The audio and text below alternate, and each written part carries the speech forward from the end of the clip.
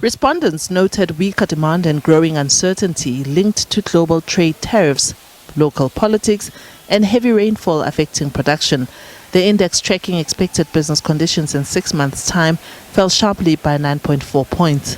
The business activity index dropped as well, reflecting sluggish output in response to softer demand conditions. The new sales orders index also plunged significantly, and both domestic and export demand weakened, with the export index falling back into contractionary territory. What was most disappointing for us was to see sort of the drop in business activity as well as new sales orders.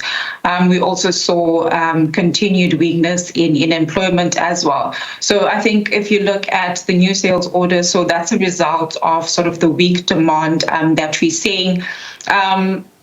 There's also, a lot of uncertainty, as you've already touched on, given what's happening with global trade, with the tariffs, the uncertainty surrounding that. So that has affected demand.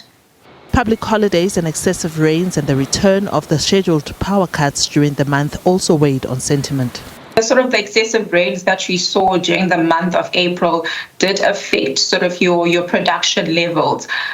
So some manufacturers did state that it was quite sort of a disruption in terms of their production. But I think another factor that affected productivity levels within the month was the number of public holidays that we have in April did affect productivity. Despite weak demand, the supplier deliveries index increased by 2.5 points to 56.6 points, suggesting that delivery times have lengthened, meaning they have become slower. Diabosito, SABC News, Johannesburg.